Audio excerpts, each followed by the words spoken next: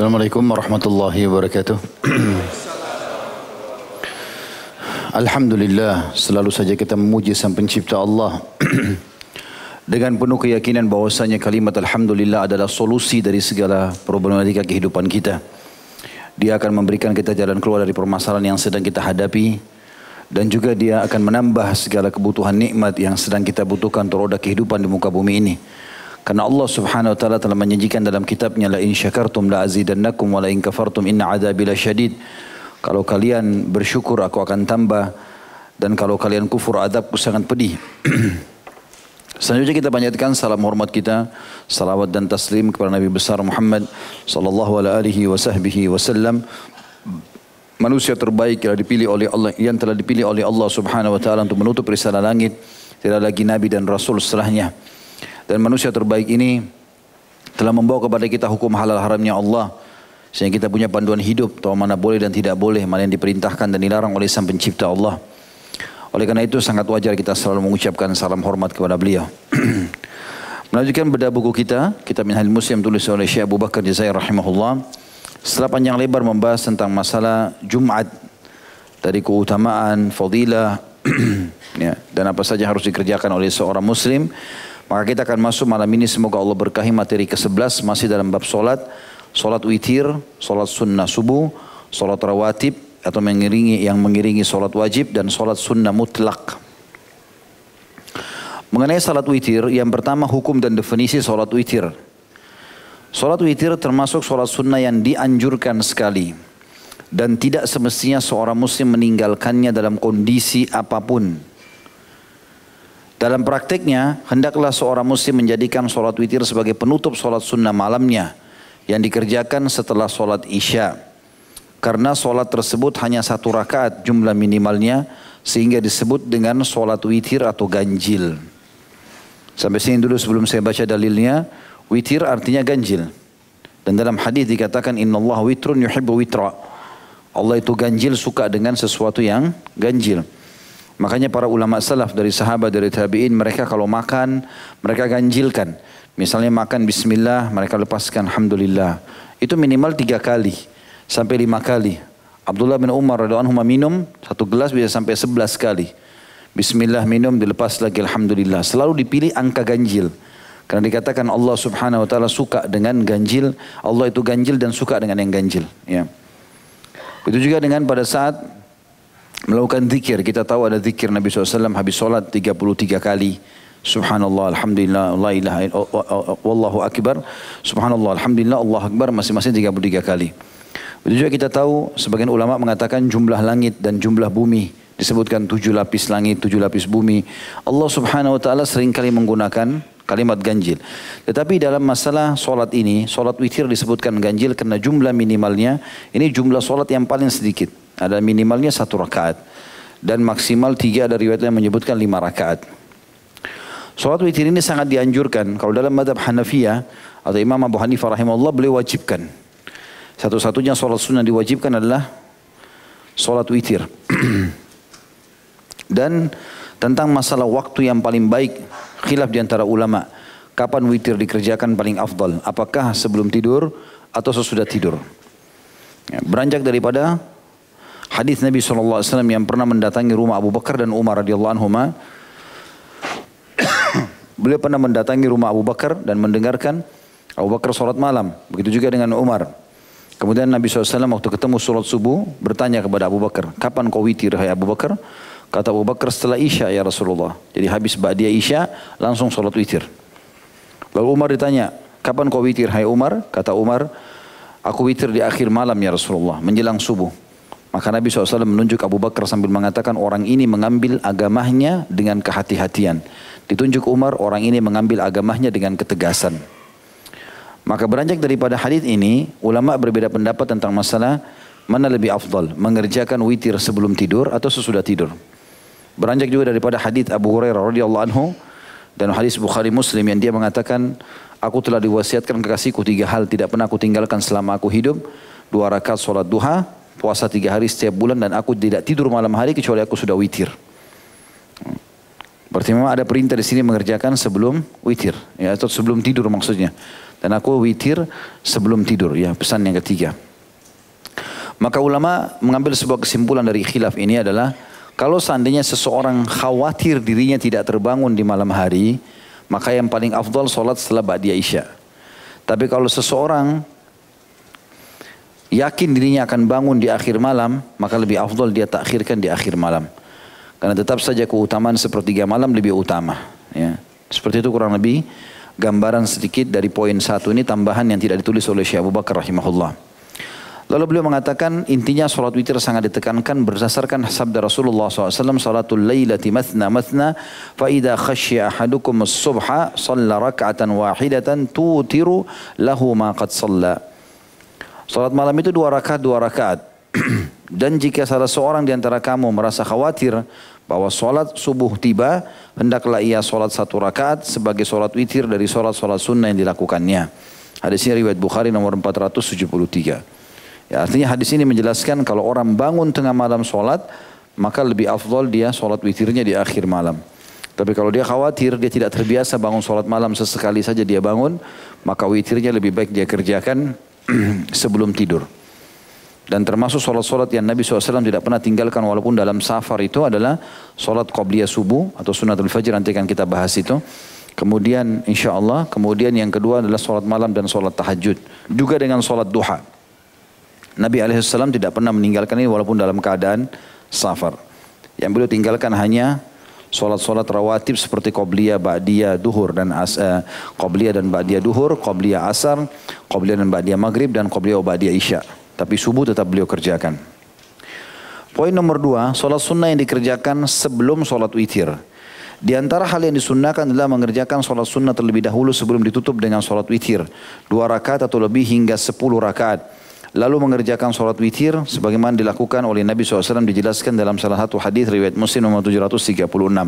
Artinya kalau orang bangun tengah malam, maka alangkah baiknya kalau dia ikuti dulu solat malam 8 sampai 10 rakaat, baru kemudian dia tutup dengan witir. Kalau dia solat cuma 8 rakaat, tahajudnya berarti witirnya 3 rakaat. Kalau dia solat 10 rakaat, solat tahajud berarti witirnya cuma 1 rakaat. Intinya 11 rakaat yang rutin dikerjakan oleh Nabi SAW, walaupun orang boleh mengerjakan lebih daripada itu. Ya, khilaf di antara ulama masalah itu, tetap afdaliyahnya solat 11 rakaat. Tetapi boleh orang mengerjakan lebih daripada jumlah rakaat tersebut. Beranjak daripada hadis tadi ini riwayat Bukhari, qiyamul lail atau salatul lail mathna mathna. Salat malam 2 rakaat, tidak ada batasnya. Dan ini sebabnya kenapa Umar radhiyallahu anhu menggenapkan salat tarawih menjadi 23 rakaat. Karena berpegang pada hadis ini. Yang ketiga, waktu solat witir. Waktu solat witir adalah setelah solat isya hingga sebelum fajar terbit.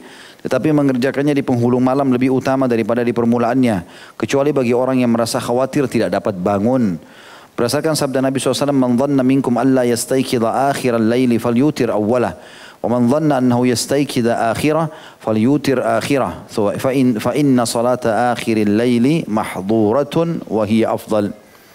Barang siapa di antara kamu yang menduga tidak dapat bangun di penghulung malam, di akhir malam, hendaklah ia solat witir di permulaannya. Dan barang siapa di antara kamu yang menduga akan bangun di penghulung malam, hendaklah ia solat witir di penghulung malam. Karena solat sunnah di penghulung malam itu dihadiri oleh para malaikat dan itu lebih utama. Hadis ini sahih riwayat Ahmad nomor 13.795. Ini sudah saya jelaskan tadi. Jadi afdaliyahnya kalau ikhwas sekalian dan akhwat rahimani rahimakumullah bisa bangun, maka lebih afdal di akhir malam. Kalau ragu tidak bangun, maka sholatnya setelah ba'diyah isya. Yang keempat, orang yang tertidur hingga waktu subuh dan tidak sempat menunaikan sholat witir. Jika seseorang muslim tidak sempat melaksanakan sholat witir karena tertidur pulas dan tidak bangun hingga waktu subuh, hendaklah ia menggantinya sebelum sholat subuh. Berdasarkan sabda Rasulullah SAW, "Idza asbaha ahadukum walam yutir falyutir." Jika salah seorang di antara kamu bangun setelah waktu subuh tiba dan ia belum sholat witir, hendaklah ia sholat witir. Hadis ini diriwayatkan oleh Imam Hakim dalam sahihnya atau dalam Mustadrak, dan beliau sahihkan di 1 halaman 446. Juga sabda Nabi SAW, "Man nama an witrihi aw nasiyahu falyusallihi idza dzakara." Barang siapa yang tidur sebelum sholat witir atau lupa, hendaklah ia sholat witir saat ingat. Dan hadis ini riwayat Abu Daud nomor 1431 dan hadis ini sahih. Makna hadis ini adalah, kata ulama, kalau orang rutin mengerjakan sholat witir dan sholat tahajud di akhir malam. Rutin dia kerjakan. Tiap malam dia bangun jam 4, sempat sholat tahajud, sempat sholat witir. Tapi satu malam dia sempat kebablasan tidur, bangun pas azan. Bangun pas azan subuh. Kalau dia melihat masih ada jeda waktu antara azan iqamah dia bisa witir, dia kerjakan witir. Ya. Dia kerjakan witir karena dia sudah rutin mengerjakan itu. Ada beberapa masjid kan durasi azan iqamahnya kan lama sekali. Bisa 20 menit ya. Ada 15 menit. Maka ini sempat untuk mengerjakan sholat witir walaupun cuma 1 rakaat misalnya. Yang penting dia jangan meninggalkannya, gitu kan. Tetapi bukan yang dimaksud sini kalau sudah sampai azan iqamah subuh itu udah nggak boleh sama sekali. Karena banyak hadis, diantaranya hadis Nabi SAW yang berbunyi di awal bab sholat kita sudah bahas itu ya. Tidak lagi sholat sunnah setelah sholat wajib diiqamahkan. Jadi kalau sudah diiqamah sholat wajib nggak ada lagi sholat sunnah ya. Makanya kalau sudah iqamah sholat subuh nggak ada lagi sholat witir. Nggak ada juga sholat qobliyah. Tapi dikerjakan nanti setelah terbit matahari sebelum duha. Nabi SAW pernah ketinggalan sholat malam. Beliau tertidur, bangunnya pas azan subuh. Dan beliau keluar mengimami sholat tanpa atau belum sholat tahajud dan witir. Maka Nabi SAW mengerjakan di waktu duha atau sebelum duha 12 rakaat. Yang tadinya 11 rakaat beliau kerjakan akhirnya digenapkan jadi 12 rakaat kalau memang dikerjakannya sebelum sholat duha. Dan ini khusus bagi orang yang sudah terbiasa mengerjakannya. Kalau kayak antum yang masih setahun sekali sholatnya, tahajudnya, tidak ada sholat ini. Ya. Siapa tahu ada orang begitu, cuma tarawih saja kan. Tarawih pun masih dipangkas-pangkas. Nah, dipilih mana sholat yang paling cepat nih. Inna atayna wal asr, ayo sholat di sana. Yang kelima bacaan dalam sholat witir. Dalam 2 rakaat sholat witir setelah membaca Al-Fatihah, disunnahkan membaca surah Al-A'la. Sabbihisma rabbikal a'la dan Al-Kafirun. Qul ya ayyuhal kafirun pada rakaat pertama. Dan membaca Al-Ikhlas dan Al-Mu'awwidhatain atau Al-Falaq sama An-Nas pada rakaat kedua. Hadis ini disebutkan di riwayat Abu Daud nomor 1423 atau dan juga An-Nasai 1729. Maksudnya adalah sholat witir ini kan dibagi menjadi 2 rakaat pertama salam, 1 rakaat kemudian salam. Bahasa Syekh Abu Bakar sini rahimahullah, 2 rakaat sholat witir maksudnya 2 rakaat salam sama 1 rakaat salam. Ini dianggap 1 rangkaian. Jadi kalau antum bantu baca buku ini jangan fahami 2 rakaat ini. Kesannya ya 1 rakaat itu membaca Al-A'la dan Al-Kafirun, bukan itu yang dimaksud ya. Tapi beliau menganggap 3 rakaat itu 1 rangkaian. Walaupun dipisah dengan salam. 2 rakaat salam baru 1 ini. Makanya bahasa beliau di sini dalam 2 rakaat sholat witir. Setelah membaca Al-Fatihah disunnahkan membaca Al-A'la dan Al-Kafirun. Maksudnya di rakaat pertama sama rakaat kedua. Baca Al-Fatihah sama Sabbihisma rabbikal a'la, rakaat keduanya sama Al-Fatihah sama Al-Kafirun. Pada rakaat membaca dan Al-Kafirun pada rakaat pertama dan membaca surah Al-Ikhlas dan Al-Mu'awwidhatain pada rakaat yang kedua. Maksudnya Al-A'la di rakaat pertama, Al-Kafirun rakaat kedua dan rakaat ketiga yang dianggap adalah rakaat yang kedua di witir. Karena kalau dipisahkan dianggap 2 rangkaian, 2 rakaat sama 1. Maka membaca Al-Ikhlas, Al-Falaq dan An-Nas. Walaupun Al-Ikhlas saja sudah cukup. Tapi Nabi SAW pernah membaca 3 itu. Yang keenam, poinnya makruh mengerjakan sholat witir berulang kali dalam 1 malam. Bahkan sebagian ulama menegaskan tidak boleh sama sekali. Kalau antum sudah witir di awal malam, maka kalau terbangun akhir malam cukup tahajud saja, tidak usah witir lagi. Beranjak daripada sabda Nabi SAW, la witrani bilailah. Tidak boleh ada 2 rakaat witir dalam 1 malam. Hadis ini riwayat Tirmidzi nomor 470 dengan sanad sahih. Jadi seseorang yang telah mengerjakan sholat witir pada permulaan malam, artinya setelah ba'di isya, lalu ia terbangun dan hendak mengerjakan sholat sunnah, hendaklah ia mengerjakan sholat sunnah malamnya. Dan tidak perlu mengulangi sholat witirnya berdasarkan sabda Nabi SAW, la witrani bilailah. Tidak boleh mengerjakan 2 witir dalam 1 malam. Itu semua berhubungan dengan masalah witir. Sekarang kita masuk ke sholat sunnah al-fajr. Poin pertama hukum sholat sunnah al-fajr. Sholat sunnah al-fajr termasuk sholat sunnah yang sangat dianjurkan. Seperti halnya sholat witir. Atau sunnah mu'akkadah. Sunnah yang sangat ditekankan. Andai saja dia bukan sesuatu yang andai saja dia dimasukkan atau diikuti dengan ancaman kalau meninggalkannya maka dia sudah jadi wajib. Tapi semua hadisnya berbicara tentang keutamaan saja dan tidak ada ancaman. Maka dia masuk dalam sunnah mu'akkadah. Karena sebabnya dia sangat dianjurkan karena merupakan permulaan sholat siang hari bagi seorang muslim. Sedangkan sholat witir merupakan penutup sholat malam hari. Nabi SAW menguatkannya melalui tindakannya, di mana beliau senantiasa memeliharanya 2 rakaat antara azan dan iqamah subuh dan tidak pernah meninggalkannya sama sekali. Dan beliau menganjurkannya melalui sabdanya, rakaatal fajri khairu minad dunya wa ma fiha. 2 rakaat salat sunnah fajar lebih baik daripada dunia dan seluruh isinya. Hadis ini riwayat Muslim nomor 725. Ya, antum bayangkan kalau antum punya 1 joglo, kaya enggak kira-kira? Nah, semua punya antum ini. Tidak usah joglo lah, komplek ini saja. Ada 30 rumah, 50 rumah punya antum semua, kaya enggak? Kalau 1 joglo, 1 Tangerang antum punya, kaya enggak? Baik. Kalau semua Jabotabek, luar biasa. Ya. Kalau seluruh Jawa Barat, seluruh Jawa, 1 Indonesia, kaya nggak? Kaya. Ternyata sholat sunnatul fajr 2 rakaat yang 5 menit itu, 3 menit lebih baik daripada dunia dan seluruh isinya. Apa maknanya? Kata ulama hadis, pada hari kiamat nanti kalau disodorkan padanya pahala itu lebih baik daripada dunia dan seluruh isinya. Kalau dipertemukan antara 2 rakaat fajar yang antum suka lalaikan itu dengan dunia dan seluruh isinya, tidak ada nilainya pada hari kiamat. Dunia itu dan seluruh isinya sama semuanya. Dengan manusia-manusianya, dengan hewan-hewannya, tumbuh-tumbuhannya, emas-emasnya, segala macam lah. Makanya jangan kehilangan ini teman-teman sekalian. Juga disebutkan sabda Nabi SAW, la tada'u raka'atil fajr wa in taradatkumul khail. Jangan pernah kalian meninggalkan 2 rakaat salat sunnah fajr sekalipun kamu sedang dikejar oleh kuda musuhmu. Hadis ini riwayat Imam Ahmad nomor 9000, Abu Daud 1258. Saking pentingnya, lagi perang pun, musuh lagi kejar kita, tetap sholat dalam kondisi kita. Jangan tinggalkan. Padahal ini sholat sunnah. Saking besarnya keutamaannya. Yang kedua, waktu sholat sunnatul fajr.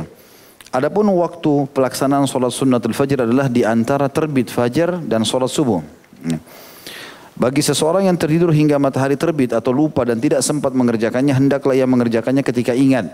Kecuali telah memasuki waktu zawal atau tergelincirnya matahari. Maksudnya sudah masuk waktu duhur. Udah nggak boleh lagi. Maka ketika itu waktu pelaksanaannya telah gugur dan habis atau habis. Berdasarkan sabda Nabi SAW, Man lam yusalli raka'atil fajr hatta tatul asyams fal yusallihima. Barang siapa yang belum sempat mengerjakan 2 rakaat salat sunnat fajr, salat sunnah fajr, hendaklah atau hingga matahari terbit, hendaklah ia mengerjakan 2 rakaat itu pada saat dia bisa mengerjakan. Hadis ini riwayat Baihaqi dengan sanad baik, jadi 2 halaman 484. Jadi kalau misalnya antum masuk masjid ternyata sudah iqamah, antum belum sholat sunnatul fajr, maka ikut sholat wajib sama imam. Tidak boleh sholat sunnah lagi karena sudah iqamah sholat subuh. Selesai salam antum zikir segala macam, nanti habis terbit matahari sebelum duha baru antum sholat sunnatul fajr. Ada pendapat sebagian ulama mengatakan kalau orang itu rutin mengerjakan sunnatul fajr dan dia betul-betul sudah niat mau mengerjakannya. Misal antum jalan ke masjid, sudah niat ingin mengerjakan di masjid, sudah tahu ini durasi menitnya keburu kok. Tapi qadarullah antum jalan ke Selio, ya.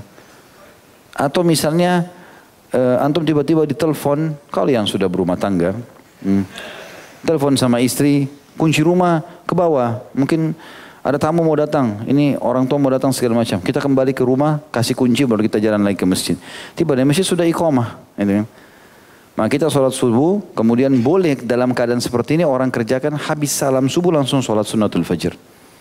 Tapi kondisinya seperti itu, ya. Dan ini juga antum harus lihat kondisi dan keadaan, kata sebagian ulama. Jangan dikerjakan di semua masjid karena orang bisa salah faham. Orang taunya habis subuh nggak boleh sholat sunnah. Padahal sebenarnya ada pengecualian dari sebagian umumnya ulama. Kata beliau, dalam suatu peperangan Rasulullah SAW dan para sahabatnya tertidur pulas dan tidak bangun hingga matahari terbit. Maka mereka bergeser sedikit dari tempat mereka dan Rasulullah SAW memerintahkan kepada Bilal supaya mengumandangkan azan.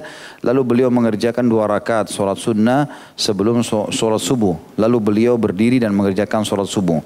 Hadis ini riwayat Bukhari nomor 595 dan Muslim 861. Ini kasusnya kalau orang kebablasan tidur sampai terbit matahari. Antum tergoda oleh syaitan, dikencingi kupingnya oleh syaitan, tidur, kebablasan. Karena kata Nabi SAW, orang yang tidur pada saat azan, subuh kupingnya dikencingi oleh syaitan. Dia bangun sudah terbit matahari. Maka tetap dia sholat sunnatul fajr sebelum sholat subuh. Jangan dia kehilangan. Ya. Karena memang dasarnya dia kalau bangun dia akan sholat, ya, dia akan kerjakan. Poin nomor 3, tata cara pelaksanaan sholat sunnah fajr. Sholat sunnah fajr adalah 2 rakaat sholat sunnah yang dilakukan dengan ringan atau segera. Dengan membaca surah Al-Kafirun setelah Al-Fatihah pada rakaat pertama. Dan membaca surah Al-Ikhlas pada rakaat kedua setelah membaca Al-Fatihah. Yang dibaca dengan suara pelan. Jika seseorang hanya membaca Al-Fatihah saja, hal itu dibolehkan berdasarkan keterangan Aisyah radhiyallahu anha, karena Rasulullah SAW yusalli raka'ataini qabla al-ghada atau qabla al-ghadat fayukhaffifuhuma hatta idza anni la asyuk aqra'a fihima bi Fatihatil kitab am la. Rasulullah SAW biasa mengerjakan 2 rakaat surah sunnah Al-Fajr sebelum sholat subuh dan meringankan keduanya hingga aku merasa ragu apakah beliau membaca Al-Fatihah atau tidak. Hadis ini riwayat Malik nomor 286. Tentu di sini teman-teman, ringannya sholat Nabi SAW itu bukan seperti ringannya sholat antum ini. Allah Akbar, Allah Akbar, Allah Akbar. No. Nabi SAW biasa sholatnya lama. Makanya Aisyah radhiyallahu anha heran melihat sholatnya Nabi berbeda, tidak seperti biasanya. Karena memang dasarnya sunatul fajr surahnya pendek. Al-Kafirun rakaat pertama sama Al-Ikhlas rakaat kedua. Gitu kan. Dan ini bukan maknanya Nabi SAW meninggalkan Al-Fatihah. Ya. Tapi Aisyah kaget melihat tidak seperti biasa Nabi SAW sholat seperti itu. Karena biasa sholat malam Nabi baca 5 juz, gitu kan. Dari Al-Baqarah sampai An-Nisa baru ruku, gitu kan. Maka cukup lama. Makanya Aisyah di sini merasa kok bisa Nabi sholat begitu cepat. Tapi tetap Nabi jaga walaupun waktunya sudah kepepet. Juga penuturan Aisyah radhiyallahu anha dalam riwayat lain, karena Rasulullah SAW yaqra'u fi raka'atil fajr qul ya ayyuhal kafirun wa qul huwallahu ahad wa kana yusirru bihima. Rasulullah SAW biasa membaca surat Al-Kafirun serta Al-Ikhlas pada 2 rakaat salat sunnah subuh dan beliau membaca keduanya dengan suara pelan. Hadis ini riwayat Muslim nomor 726. Perlu kita luruskan poin di sini. Pernah saya temukan ada orang mengatakan salat sunnatul fajr itu sebelum azan subuh. Ini keliru. Enggak ada dalil masalah itu. Sunnatul fajr maksudnya sholat sunnah fajr. Fajr adalah subuh. Sholat subuh itu sendiri. Yang Allah katakan dalam Al-Quran. A'udzubillahi minasyaitonirrajim. Inna Qur'an al-fajri kana mashhuda. Bacaan yang dikerjakan pada saat sholat subuh itu menjadi disaksikan oleh para malaikat. Jadi fajr sendiri memang istilah sholat subuh. Ya. Diistilahkan juga dengannya adalah subuh. Tapi banyak disebutkan dalam hadis adalah fajr. Makanya sunnatul fajr adalah antara azan dan iqamah subuh. Dan bukan sebelumnya. Sebelum itu adalah sholat tahajud dan witir saja. Poin nomor C sekarang. Setelah kita bahas sholat witir di poin A. Kita sudah bahas sunnatul fajr di poin B. Sekarang poin C-nya salat sunnah rawatib. Dan sholat sunnah rawatib adalah sholat sunnah sebelum dan sesudah sholat wajib. Yaitu 2 rakaat sebelum duhur. 2 rakaat sesudahnya. 2 rakaat sebelum asar. 2 rakaat sesudah maghrib. Atau 2 rakaat ya, serta 2 atau 4 rakaat sesudah isya. Berdasarkan keterangan Ibnu Umar radhiyallahu anhu, beliau berkata, "Hafiztu minan Nabi sallallahu alaihi wasallam 10 rakaat, rak'ataini qabla adh-dhuhri wa rak'ataini ba'daha, wa rak'ataini ba'da al-maghrib fi baiti, wa rak'ataini ba'da al-isya'i fi baiti, wa rak'ataini qabla salati subhi." Artinya aku telah menghafal dari Nabi SAW 10 rakaat sholat sunnah, maksudnya mendampingi sholat wajib. Yaitu 2 rakaat sebelum duhur, ini 2 rakaat sesudah duhur berarti 4, 2 rakaat sesudah maghrib berarti 6, dan beliau mengerjakan di rumahnya, maksudnya sholat sunnah, ba'diyah maghrib. Kemudian 2 rakaat sesudah isya, ini ya 10 atau 8 ya. Dan 2 rakaat sebelum subuh, artinya sebelum sholat subuh antara azan dan iqamah, ini berarti 10 rakaat. Hadis ini riwayat Bukhari nomor 1180, Imam Muslim 729. Juga berdasarkan keterangan Aisyah radhiyallahu anha, karena Rasulullah SAW la yadha'u arba'an qabla duhur. Kalau tadi hadis Ibnu Umar sebelumnya, Nabi kerjakan qabliyah duhur 2 rakaat. Kalau hadis Aisyah yang sekarang adalah disebutkan Rasulullah SAW tidak pernah meninggalkan 4 rakaat sebelum duhur. Hadis ini riwayat Bukhari nomor 1182. Jadi ini teman-teman tidak bentrok ya satu sama yang lain. Karena ada juga hadis yang lain yang kata Nabi SAW, man hafidha 12 rakaat fi kulli yawmin wa layla banallahu lahu baitan fil jannah. Siapa yang menghafal dan mengerjakan 12 rakaat sehari semalam, sunnah sebelum dan sesudah wajib, maka atau salat wajib, maka Allah akan bangunkan baginya istana di surga. Kalau itu rinciannya adalah 2 rakaat fajr sebelum subuh, antara azan dan iqamah subuh, 4 rakaat sebelum duhur, berarti sudah berapa? 6. 2 rakaat sesudah duhur, 8. 2 rakaat sudah maghrib, 10. 2 rakaat sesudah isya, 12. Ini 12 rakaat namanya sunnah rawatib yang kalau orang kerjakan mendapatkan istana di surga. Tapi teman-teman tentu semua hadis-hadis ini punya keutamaan dan tersambung satu sama yang lain. Kalau hadis Ibnu Umar radhiyallahu anhu, beliau mengatakan pribadinya dia hafal dari Nabi SAW 10 rakaat. 2 rakaat sebelum subuh, 2 rakaat sebelum duhur, 2 rakaat sesudah duhur, 2 rakaat sesudah maghrib, 2 rakaat sesudah isya. 10 rakaat. Tapi yang masyhur dikerjakan oleh para ulama adalah hadis tadi yang sudah saya sebutkan, 12 rakaat sehari semalam. Bahkan mereka menambahkan dengan mengatakan bolehnya seseorang muslim menambah solat atau keutamaan solat rawatib ini dengan menambah hadis-hadis yang lain. Misalnya hadis Nabi SAW, man hafidha 4 rakaatin qabla dhuhri wa 4 ba'dah, haramallahu alaihin nar. Sampai menjaga 4 rakaat sebelum duhur dan 4 rakaat sudah duhur, Allah akan haramkan baginya api neraka. Kalau kita berpegang pada hadis yang 12 rakaat, tadi 2 rakaat sebelum subuh, kemudian 4 rakaat sebelum duhur dan 2 rakaat sudah duhur. Maka seseorang menambah 2 rakaat lagi habis duhur untuk menggabungkan 2 buah hadis. Mendapatkan keutamaan yang 12 rakaat sehari semalam dan mendapatkan juga 4 rakaat sebelum dan sudah duhur yang terharamkan dari api neraka. Kemudian juga kalau ada yang bertanya tentang masalah sholat. Nah, biasanya ada masjid habis azan maghrib langsung iqamah. Seakan-akan tidak ada sholat qobliyah maghrib. Padahal sebenarnya dari hadis yang 12 rakaat dan 10 rakaat tadi memang tidak disebutkan qobliyah maghrib. Tapi ulama mengatakan ada hadis ini. Hadis ini berbunyi, kata Nabi SAW, ma baina kulli adzanaini sholah. Di antara 2 azan, maksudnya azan dan iqamah, terdapat sholat sunnah. Hadis ini riwayat Bukhari nomor 624 dan Imam Muslim 838. Jadi ini ada hadisnya, artinya ada qobliyah maghrib, ada qobliyah isya. Walaupun tidak masuk di 12 rakaat tadi untuk mendapatkan istana di surga. Ini tambahannya. Berarti kalau kita hitung ada 2 rakaat sebelum subuh, ada 4 rakaat sebelum duhur, ada 4 rakaat sesudah duhur, gitu kan? Ada juga qobliyah maghrib 2 rakaat, ba'diyah maghrib 2 rakaat, qobliyah isya 2 rakaat, ba'diyah isya 2 rakaat. Ya, jadi sudah berapa rakaat itu? Coba kita hitung, 2 rakaat fajr. 4 rakaat sebelum duhur, berapa?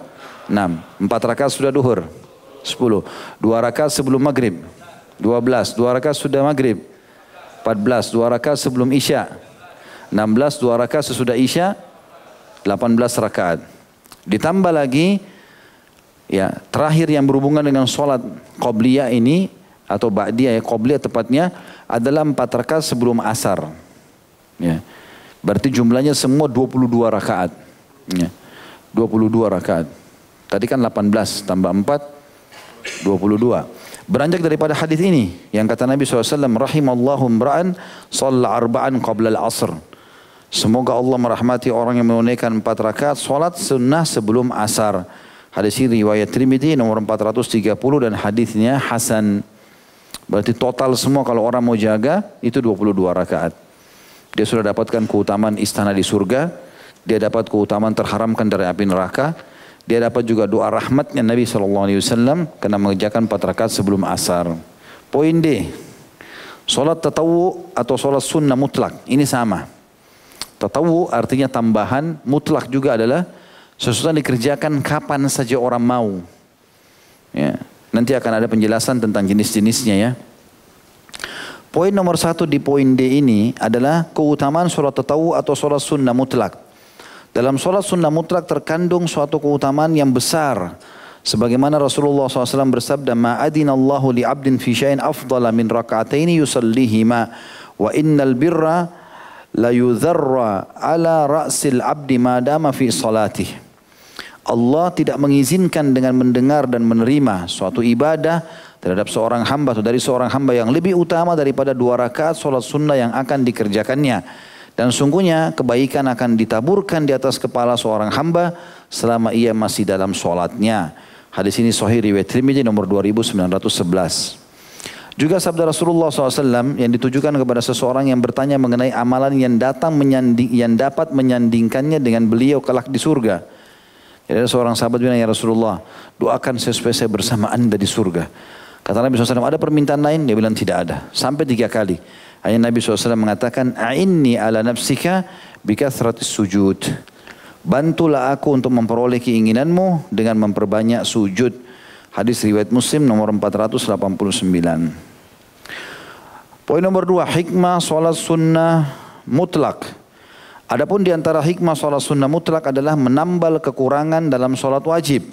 Nanti di timbangan amal hari kiamat. Sebagaimana Rasulullah SAW bersabda, Inna awwala ma yuhasabun nasu bihi yawmal qiyamati min amalihim as-salah. Yaqulu Rabbuna lil malaikati wa huwa a'lam, unzuru fi salati abdi, atammaha aw naqasaha, fa idza kanat tammatun kutibat lahu tammah, fa idza kanat tammatan kutibat lahu tammah, wa in kana intaqasa minha syai'an qala unzuru hal li abdi min tatawwu'. فإن كان له تطوع قال أتم لعبدي فريدة من تطوعه ثم تؤخذ الأعمال على ذلك. Sesungguhnya amal manusia yang pertama kali akan dihisab pada hari kiamat adalah solat, di mana Rabb kita akan berfirman kepada para malaikat dan Dia mengetahui segala sesuatu.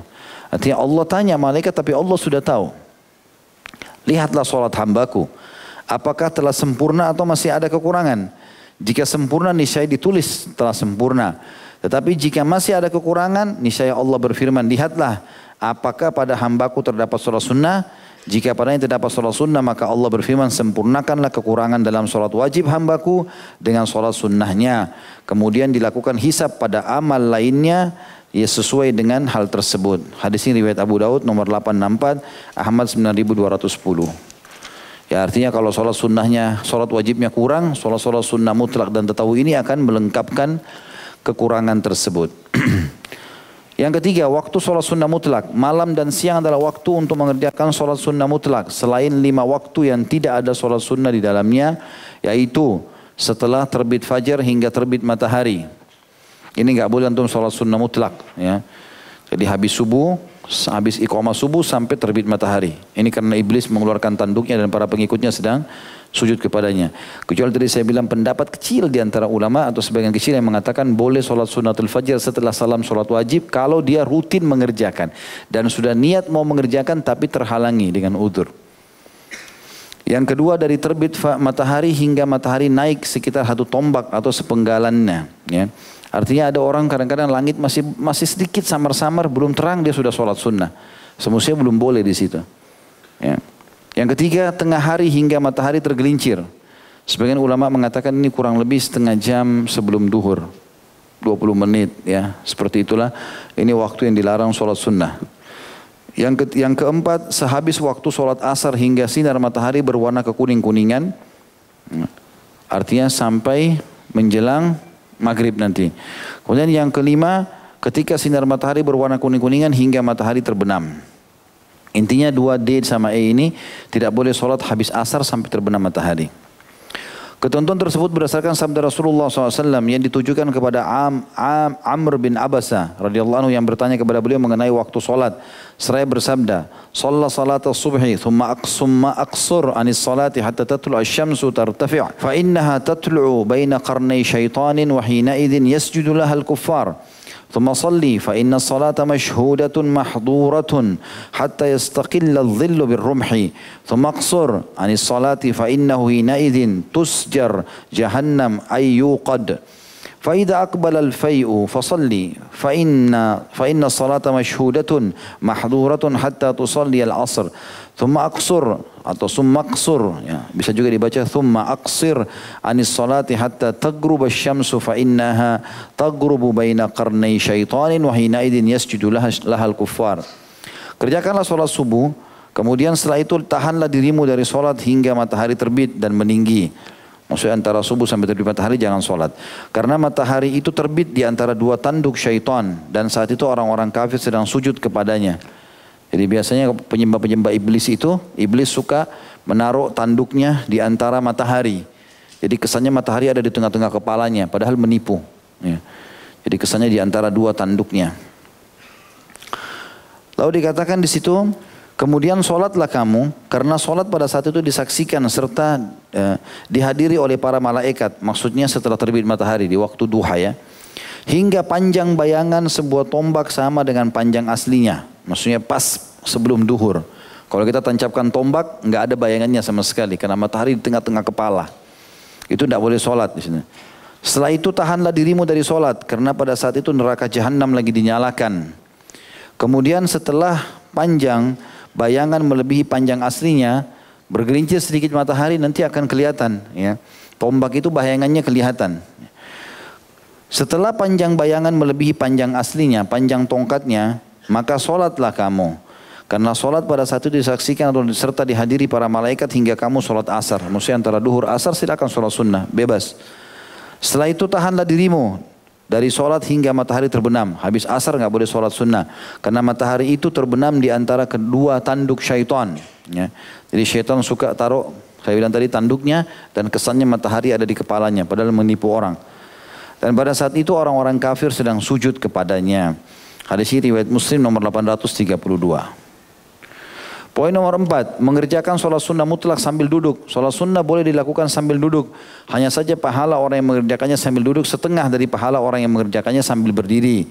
Hal itu berdasarkan sabda Nabi SAW, salatul rajuli qa'idan nisfus salah. Pahala sholat seseorang yang dilakukan sambil duduk adalah setengah dari pahala orang yang berdiri.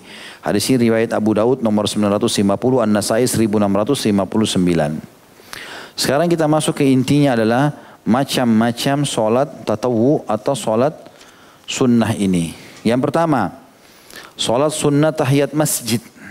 Masuk dalam istilah mutlak atau tatawu. Berdasarkan sabda Rasulullah SAW, "Idza dakhala ahadukumul masjidah fala yajlis hatta yusalli rak'atain." Jika salah seorang dari kalian memasuki masjid, hendaklah dia tidak langsung duduk sehingga dia solat sunnah 2 rakaat dulu. Hadis ini diriwayatkan oleh Bukhari nomor 1167 dan Imam Muslim 714. Bersolat tahiyat masjid masuk dalam istilah tadi. Ya. Yang kedua, solat duha, yaitu 4 rakaat atau lebih hingga 8 rakaat. Hal ini berdasarkan sabda Rasulullah SAW, Inna Allah Ta'ala qal, Ibn Adam irka'li 4 raka'atin min awalin nahar akfika akhirah. Sesungguhnya Allah Ta'ala berfirman, hai anak Adam, rukuklah solat atau solatlah kamu kepadaku 4 rakaat pada awal siang di waktu duha. Niscaya aku akan melindungimu pada akhir siang. Nah, hadis ini riwayat Ahmad nomor 21.963, Abu Daud 1289, Tirmidzi 475 dengan sanad yang baik. Tentu duha ini minimal 2 rakaat, maksimal 12 rakaat. Ya.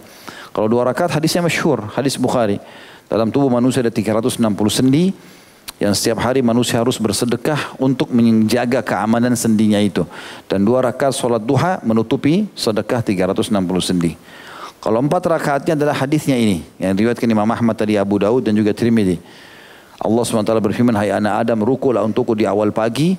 Ya, 4 rakaat duha, aku akan memenuhi hajatmu pada hari itu. Kalau 8 rakaat hadisnya Hasan diriwayatkan Imam Ahmad. Yang berbunyi Nabi SAW pernah solat duha 8 rakaat di atas untanya. Sementara yang 12 rakaat ini khilaf di antara ulama. Ada yang melemahkan, ada juga yang menghasankannya. Kalau yang intinya yang mengatakan 12 rakaat ada duha, hadisnya berbunyi siapa yang solat duha 12 rakaat maka Allah akan bangunkan baginya istana di surga. Maka jumlah minimal 2, maksimalnya 12. Ya. Yang ketiga, solat tarawih. Berdasarkan sabda Rasulullah SAW, man qama ramadhana imanan wa ihtisaba, ghufira lahu ma taqaddama min dhanbi. Barang siapa yang mengerjakan salat sunnah pada bulan Ramadan atas dasar iman dan mengharap pahala dari Allah, niscaya akan diampuni dosanya yang telah lalu. Hadis ini riwayat Bukhari nomor 37. Ya. Kemudian yang keempat atau D-nya solat 2 rakaat setelah wudu atau dikenal solat sunnah wudu. Berdasarkan sabda Rasulullah SAW, la yatawadda'u rajulun muslimun fa yuhsinul wudu'a illa ghafarallahu lahu ma baina wa baina as-salati allati taliha. Tidaklah seorang muslim berwudu lalu yang membaguskan wudunya, melainkan pasti Allah akan mengampuni dosanya di antara wudunya saat itu hingga solat berikutnya.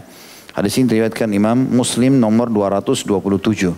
Tentu hadis yang paling tepat dengan ini adalah hadisnya Bilal radhiyallahu anhu yang masyhur. Yang Nabi SAW mengatakan kepadanya dalam hadis Bukhari, ya. Apa yang kau lakukan Bilal sehingga langkah kakimu mendahului langkahku di surga? Aku dengar suara sendalmu dan kakimu di surga. Bilal mengatakan, ya Rasulullah, aku tidak pernah meninggalkan bersuci atau wudu kecuali aku ikutkan setelahnya dengan solat 2 rakaat. Maka dikenal dengan solat sunnah wudu. Yang kelima atau poin E, solat 2 rakaat di masjid sehabis bepergian. Ya, atau dikatakan juga solat setelah safar. Hal ini sebagaimana dilakukan Rasulullah SAW. Ka'ab bin Malik radhiyallahu anhu mengatakan, karena idza qadima minas safar Karena idza qadima minas safar bada'a bil masjid faraka fihi raka'atain.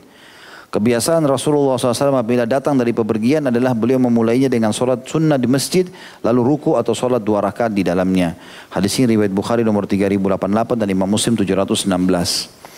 Jadi hadis ini yang dimaksudkan adalah solat sunnah biasa. Baik antum mau niatkan tahiyat masjid, intinya antum turun di bandara, di stasiun, di terminal, sebelum sebelum naik mobil segala macam, antum solat 2 rakaat. Sunnah Nabi SAW. Beliau begitu kalau datang dari safar solat. Bisa tahiyat masjid, bisa solat sunnah wudu, bisa solat mutlak. Niat umum saja, mau solat pendekatan diri kepada Allah juga bisa. Ya. Yang selanjutnya yang keenam, atau poin F-nya, 2 rakaat solat taubat. Berdasarkan sabda Nabi SAW, "Ma min rajulin yudhnibu dhanban, thumma yakumu fayatatahhar, thumma yusalli raka'atain, thumma yastaghfirullaha illa ghafarallahu lah." Tidaklah seseorang melakukan satu perbuatan dosa, lalu ia berdiri dan bersuci atau berwudu, lalu sholat 2 rakaat, lalu memohon ampun kepada Allah, melainkan Allah mengampuni dosanya yang diperbuatnya itu. Hadis ini riwayat Tirmidzi nomor 406. Hadis ini hasan. Selanjutnya yang ketujuh adalah 2 rakaat sebelum maghrib. Ini dalil yang sangat kuat yang membantah orang bilang tidak ada sholat qabliyah maghrib. Hadisnya jelas. Kata Nabi SAW, "Sallu qabla al-maghrib." Thumma qala fi tsalitsa liman sya'. Salatlah sunnah kalian sebelum maghrib. Selanjutnya beliau bersabda dengan hal yang sama 3 kali. Lalu beliau mengatakan di kali ketiganya bagi yang menghendaki. Perhatikan footnote nomor 908 diriwayatkan Imam Bukhari nomor 7368. Ya. Jadi semestinya orang kasih kesempatan orang sholat sunnah maghrib karena hadisnya jelas masalah itu. Oke, itu tadi yang ke 5, 6, 7, 8 sekarang. Poin H, 2 rakaat sholat istikharah. Masuk dalam tatawwu juga atau sholat mutlak. Berdasarkan sabda Nabi SAW, "Idza hamma ahadukum bil amri falyaqra raka'ataini min ghairi al-fariidhah, thumma liyakul." Jika salah seorang dari kalian sengaja untuk menjalankan suatu urusan, ada hajat dia mau menikah, mau melamar, mau bekerja, mau pindah rumah, mau apa saja, pindah kota, hendaklah ia ruku solat 2 rakaat di luar solat wajib. Lalu setelah itu dia berdoa. Ini doa istikharanya. Jadi yang belum hafal bisa difoto di handphonenya, diulang-ulangin baca. Allahumma inni astakhiruka bi'ilmika. Ya Allah, aku meminta petunjuk kepadamu dengan ilmumu. Ya. Kalau teman-teman pegang buku, di garis bawah itu ya. Allahumma inni astakhiruka bi'ilmika. Itu kan ada koma setelahnya, bahasa Arabnya. Lihat nggak? Itu di garis bawahi, dikasih angka 1 di atasnya. Angka 1 kecil. Jadi antum cara hafalnya nanti seperti dibagi-bagi doa ini. Ya. Allahumma inni astakhiruka bi'ilmika. Allahumma ya Allah, inni sungguhnya aku astakhiruka bi'ilmika. Aku memohon pilihan kepadamu ya, dengan keluasan ilmumu. Potongan kedua, wa astaqdiruka biqudratik. Garis bawahi kasih angka 2 di atasnya. Wa astaqdiruka biqudratik. Dan aku meminta keputusan kepadamu dengan kekuasaanmu. Ya. Potongan ketiganya, wa as'aluka min fadlikal azim. Ini di garis bawahi kasih angka 3 di atasnya. Dan aku memohon dengan karuniahmu yang agung. Artinya rezekimu yang luas yang akan kau berikan kepadaku. Potongan keempat, fa innaka takdir wala akdir wa ta'lam wala a'lam wa anta 'allamul ghuyub. Ini satu baris. Fa innaka takdir, sungguhnya kau mampu, wala akdir, dan aku tidak mampu, wa ta'lam, dan engkau mengetahui, wala a'lam, dan aku tidak mengetahui, wa anta 'allamul ghuyub, dan kau zat yang maha mengetahui semua yang gaib. Ini di garis bawahi, fa innaka takdir sampai 'allamul ghuyub, ya. Ditulis angka 4 di atasnya. Ini potongan keempat. Lalu kemudian kita mulai masuk ke doa. Doa istikharanya. Allahumma in kunta ta'lam anna hadzal amr. Ya Allah, kalau seandainya perkara ini menurutmu, ya, khairun li, baik untukku, fi dini, di dalam agamaku, wa ma'ashi, dan kehidupanku sehari-hari, wa akibati amri, dan perkara urusan akhiratku nanti. Ini potongan di garis bawahi, ya.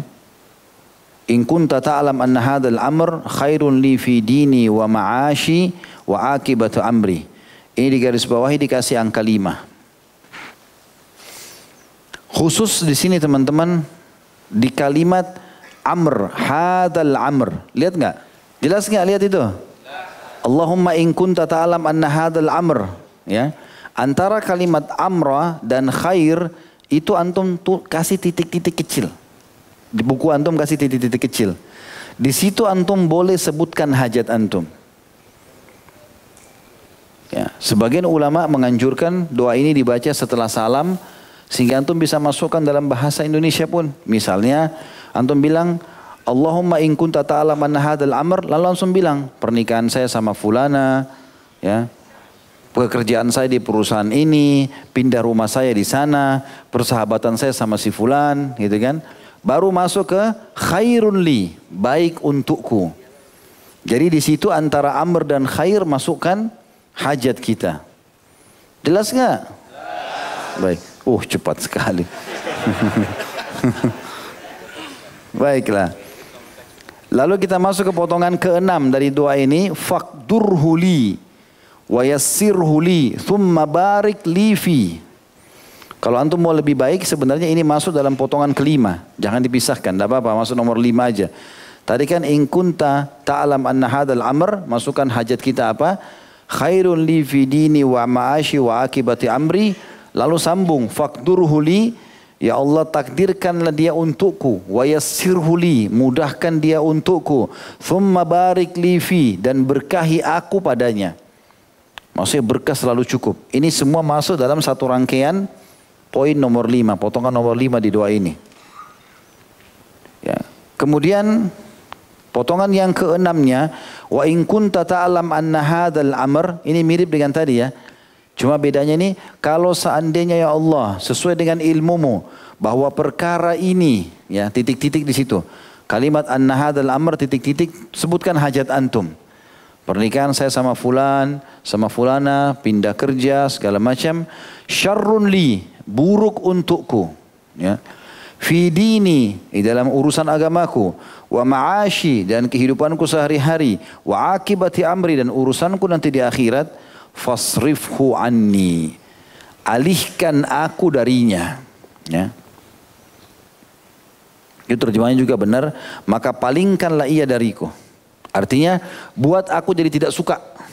Itulah. Seperti itu maknanya.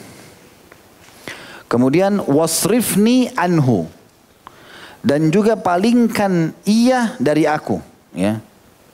Maaf, di sini fasrifhu anni, alihkan dia dari aku, buat dia tidak suka. Ya, buat sesuatu itu tidak jadi buat aku. Wasrifni anhu, buat juga aku tidak suka. Ya, seperti itu maknanya. Palingkan juga aku darinya. Waqdurli khaira, dan takdirkanlah kebaikan itu untukku, haitsukan, dimanapun itu berada, thumma raddini bihi, lalu buatlah aku ridho menerimanya. Ini semua rangkaian potongan 6. Ya, untuk menghafal dimudahkan seperti itu.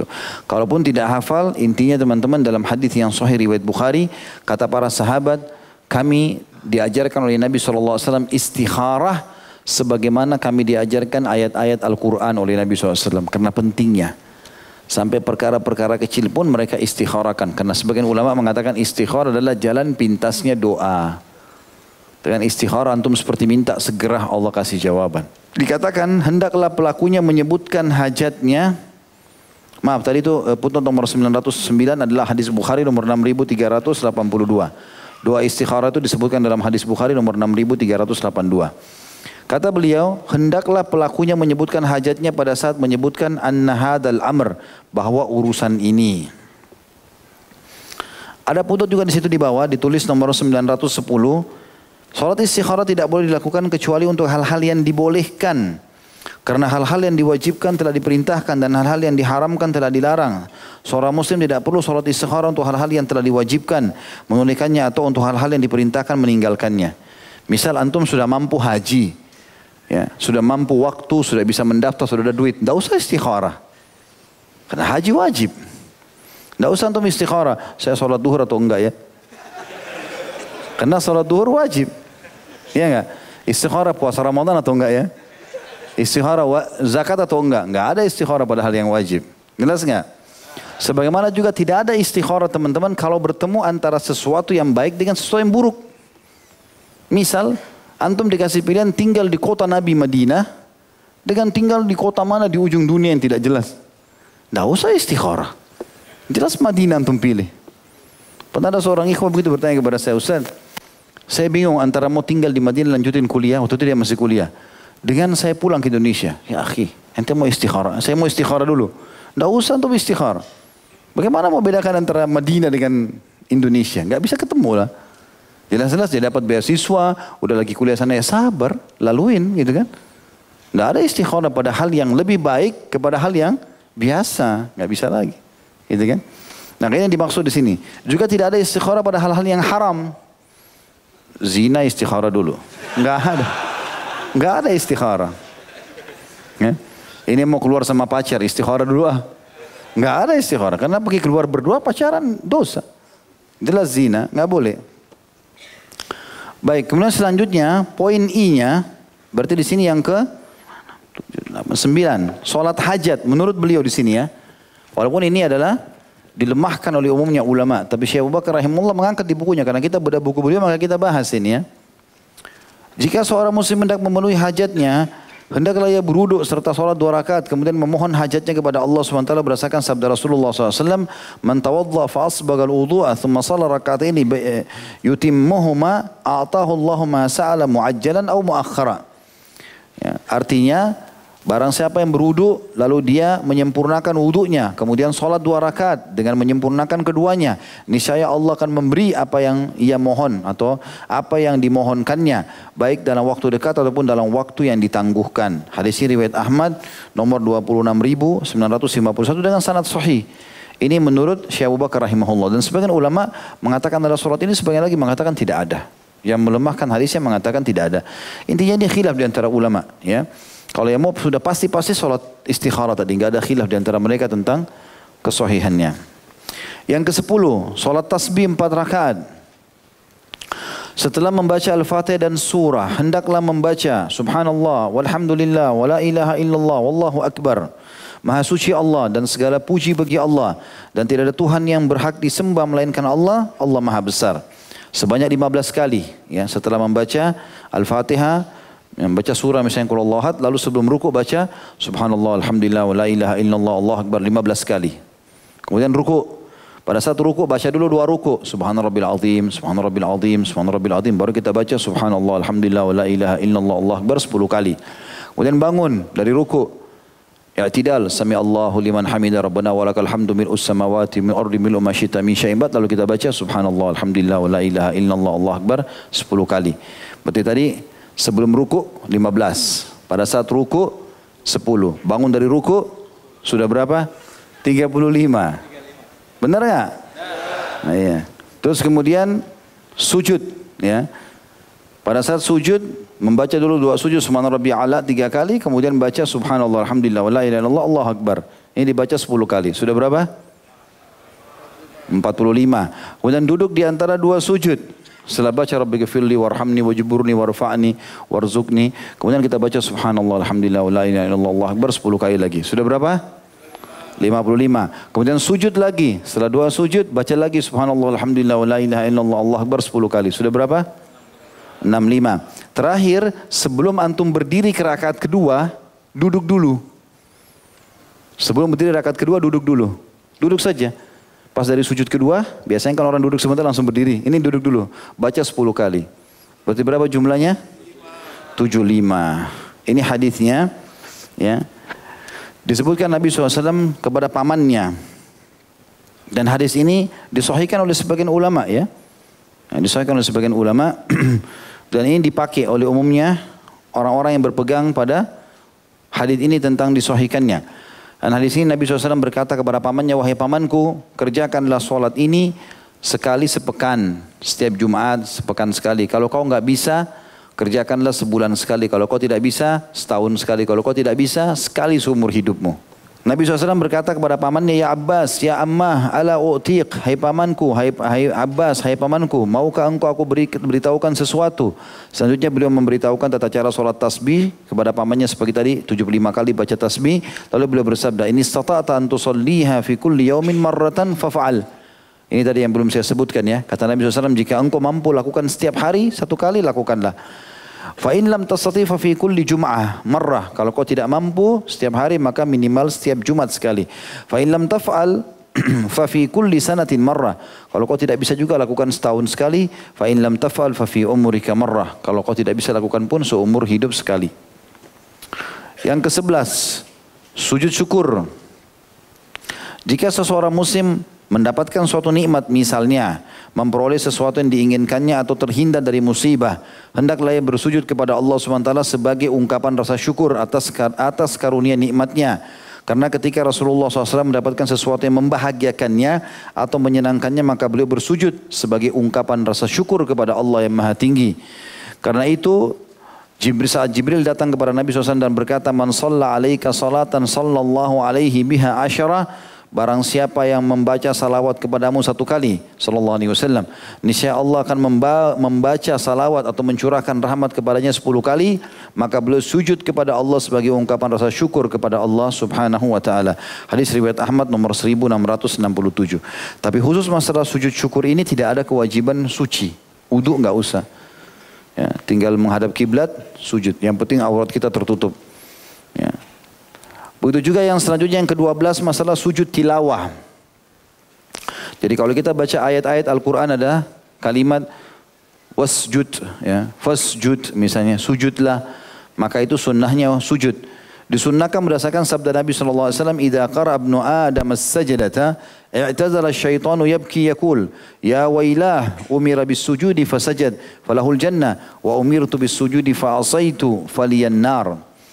Jika Ibnu Adam membaca ayat sajdah, niscaya syaitan kabur sambil menangis seraya berkata, celaka, ia diperintahkan supaya bersujud, lalu dia pun sujud sehingga dia berhak mendapatkan surga. Sedangkan aku diperintahkan supaya bersujud, tapi aku membangkang sehingga aku berhak mendapatkan neraka. Hadis ini riwayat Muslim nomor 81. Ketika seorang muslim membaca salah satu ayat sajdah atau mendengarnya dari seseorang dari bacaan seseorang, maka disunnahkan kepada yang bersujud satu kali sambil membaca takbir ketika menunduk sujud dan saat bangkit darinya.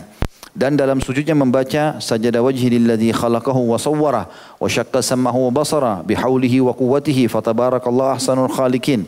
Ini salah satu dari 6 atau 7 macam doa sujud ya. Jadi kalau kita lagi sujud sekali saja, sujud tilawah. Ya. Ini biasanya kalau teman-teman di masjid faham, mereka biasa jalankan sunnah Nabi di subuh hari Jumat. Ya, mereka pasti baca surah sajadah di rakaat pertama. Jadi begitu antum dengar kata sujud, biasanya imamnya pelankan kata-kata sujud biar imam makmumnya tahu. Lalu beliau sujud. Sujudlah semuanya. Sujud sekali saja. Kalau tidak hafal doa ini bisa baca doa sujud. Subhana rabbiyal a'la sampai imamnya bangun lagi. Sunnahnya setelah itu menyambung 1-2 ayat minimal. Kemudian bisa lanjut, terserah mau lanjut berapa ayat setelah itu. Wajahku tersungkur untuk sujud kepada Tuhan yang menciptakannya dan membentuknya.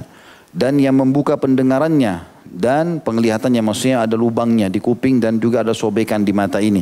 Allah SWT yang membentuk itu. Dengan daya dan kekuatannya, N-nya besar kata ganti Allah, Maha Suci Allah sebaik-baik pencipta. Adapun untuk menyempurnakan pahala sujudnya, hendaklah ia melakukan dalam keadaan suci dan menghadap kiblat. Adapun ayat-ayat Al-Quran yang memerintahkan supaya bersujud telah diketahui dalam lembaran-lembaran Al-Quran yang seluruhnya ada 15 tempat. Berdasarkan keterangan dituturkan Abdullah bin Amr bin As radhiyallahu anhuma, beliau mengatakan anna Nabi sallallahu alaihi wasallam qara'a 15 sajdatan fil Quran, minha 3 fil mufassal wa fil hajj sajdatain. Bahwasanya Nabi SAW pernah membaca 15 ayat sajdah yang terdapat dalam Al-Quran, diantaranya 3 ayat dalam Al-Mufassal atau surah-surah pendek dan 2 ayat dalam surah Al-Hajj. Ini disebutkan riwayat Abu Daud nomor 1401 dan yang lainnya menghasankan hadis ini. Jadi khusus 2, yang terakhir sujud syukur dan sujud tilawah tidak harus dalam keadaan suci, tapi kalau dalam keadaan suci boleh. Ya, sujud syukur kapan saja kita gembira, sujud kepada Allah SWT. Hadap kiblat, tutup aurat, sujud. Tapi kalau tilawah itu kalau dalam sholat itu dalam keadaan suci. Tapi kalau tidak boleh juga Kita walaupun lebih baik dalam keadaan suci. Boleh dalam keadaan tidak suci, tapi lebih baik dalam keadaan suci. Sebenarnya tadi ditekankan oleh Syekh Abu Bakar rahimahullah. Allahu a'lam.